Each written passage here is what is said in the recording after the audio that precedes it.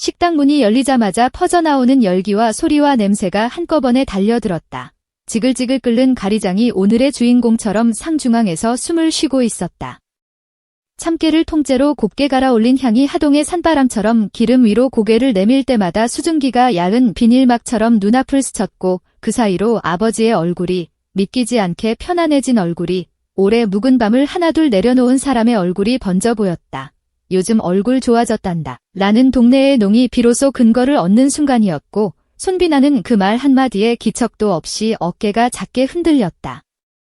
잘 지낸다고 말할 수도 있었고 바빠졌다고 둘러댈 수도 있었지만 그 말들로는 채울 수 없는 무게가 있었다. 스포트라이트가 꺼진 뒤 사방에 번져있는 저온의 그림자. 박수 소리와 사진 플래시의 이면에서 옅은 멍처럼 남는 잔상. 그 잔상의 윤곽을 따라 걸어가면 끝에는 늘 아버지가 있었고 할머니가 있었고 아무도 모르는 새벽과 비가 있었다. 그래서 오늘만큼은 말로 하지 못한 것들을 말로 하고 싶었다. 마이크가 아닌 숟가락을 든 손으로 객석이 아닌 아버지의 눈을 보며. 가리장 국물이 혀끝에서 한 번 더 데워질 때 제일 먼저 떠오른 장면은 무명 시절 차 안 어둠이었다. 누군가의 소개로 잡힌 작은 행사. 3시간 반을 달려 도착했는데 현장이 너무 바빠요. 다음에 보죠라는 한 줄의 문장으로 돌아서야 했던 날. 돌아오는 길 가로등이 창문을 비껴가며 흘러내릴 때 손비나는 아무 말도 하지 못했고 운전대를 잡은 아버지의 목덜미가 굳어가는 것을 보면서도 끝내 고개를 들지 못했다.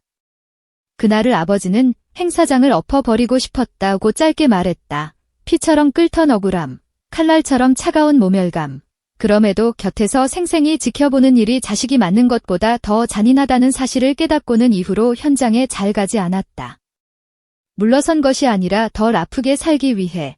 그러나 부모의 마음은 늘 두 겹이라서 등을 돌리며 미동도 하지 않는 척하다가도 혼자만의 방에서 이불을 끌어안고 울고.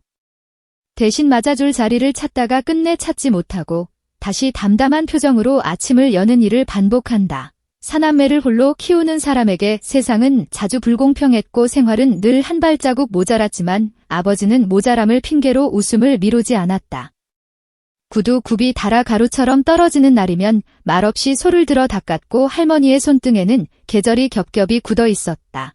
손비나가 아르바이트로 번 첫 월급 17만 원을 쥐고 산 선물도 구두였.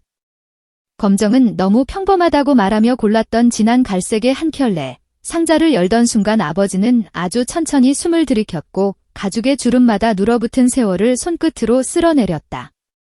고맙다. 오래 신고 다닐게 라는 말에 담긴 뜻을 딸은 알고 있었다. 그 구두는 아버지의 길 위에 놓인 작은 난로였고 발을 데우고 마음을 데웠다. 늦은 밤 주차장 한가운데서도 또각또각 울리는 발소리가 아버지를 집으로 데려오곤 했다. 그렇게 흐른 세월 끝에 오늘 가리장 앞에 앉은 두 사람은 오래 묻어둔 질문을 꺼냈다.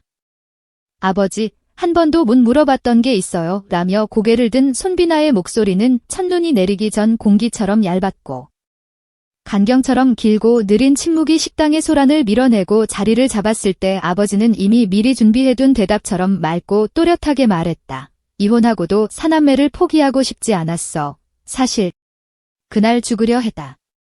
숟가락이 그릇을 치는 소리와 옆 테이블 웃음소리. 종업원의 발걸음이 물속으로 가라앉듯 멎어버린 순간 아버지는 차 안에서 마지막을 생각하던 밤을 꺼내 보였다. 문틈으로 스며들던 겨울 공기가 살을 베던 그 시간. 막내가 밤마다 벌떡 일어나 아빠가 옆에 있는지 손으로 더듬던 작은 손길이 번개처럼 떠올랐다고. 그 사소하고도 거룩한 움직임 하나가 가장 어두운 순간에 스위치를 꺼버리고 다시 삶의 조명을 켰다고. 너희 얼굴이 떠올랐다 하는 말 한 줄이 사람 하나의 생을 다시 시작시켰다고. 손비나는 그 말을 듣는 동안 수많은 복도 끝에서 달려오듯 돌아오는 기억들을 맞았다. 비 오는 날 젖은 장판 냄새. 부엌에서 지글지글 붙이던 전의 기름소리. 전기장판 위에서 내 남매가 다닥다닥 붙어보던 드라마의 마지막 장면. 새벽녘 잠든 줄 알았다가 슬금슬금 이불을 더 끌어당기던 아버지의 습관. 그리고 문을 닫는 사람을 원망하기보다 언젠가 누군가의 문을 열어줄 사람이 되겠다고 마음속으로 적어 내려가던 어린 다짐. 오늘의 식탁은 그 모든 기억과 다짐을 뜨겁게 데워 다시 입안으로, 심장으로 옮겨주는 커다란 그릇이었다. 손비나는 수저를 내려놓고 먼저 두 손을 내밀었다. 아버지의 손을 잡으니 못 박힌 자국 같은 굳은 살들이 기도문처럼 어루만져졌고 소리 없이 스며드는 눈물이 아주 작은 강을 만들었다.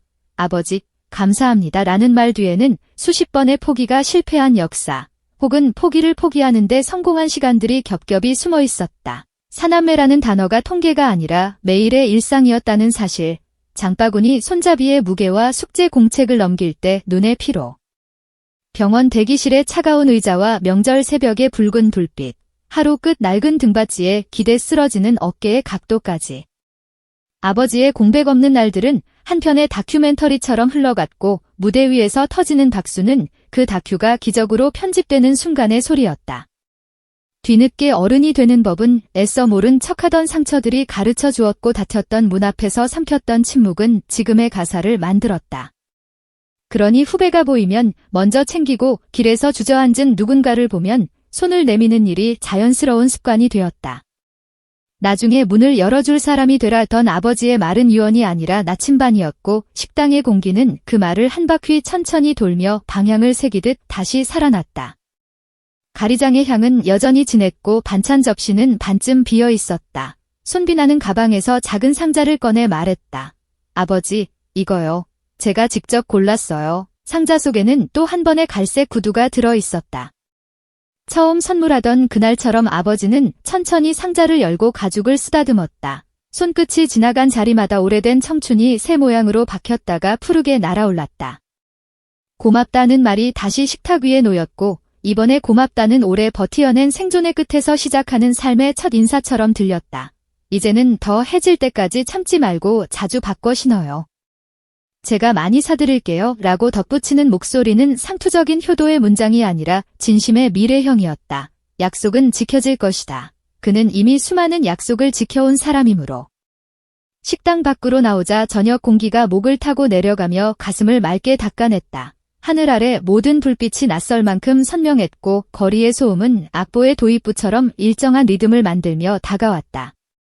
손비나는 휴대폰을 꺼내 악보 앱을 조용히 열었다. 이슬비가 내리네. 자버지가 좋아하던 그 노래. 길모퉁이 가로등 아래에서 그는 낮게 허밍을 시작했다. 비가 올 듯 눅눅한 공기 속에서 멜로디가 피어오르고 가사가 입술 안쪽에서 부드럽게 바뀌었다. 떠나간 사람의 눈물이라는 문장이 오늘만큼은 돌아온 사람의 미소로 들렸고 아버지는 두 손을 주머니에 넣은 채 천천히 박자를 탔다. 어깨에 걸린 세월이 잠시 내려앉았다가 가볍게 떠올랐다가 다시 내려앉는 사이. 코트깃을 스치는 바람도 마치 반주처럼 맞장단을 쳤다. 골목 끝 구석에서 비가 아주 가늘게 시작되었고 식당에서 데워진 이야기들이 한 줄기 수증기처럼 밤 공기와 섞여 사라졌다가 다시 돌아왔다. 무대가 아닌 거리, 관객이 아닌 서로를 향한 작은 콘서트. 지나가던 사람들이 잠깐 발을 멈추고 허밍의 끝을 따라 고개를 돌렸고 그들 중 누구도 사연을 알지 못했지만 소리의 결이 다정하다는 것만은 한눈에 알았다.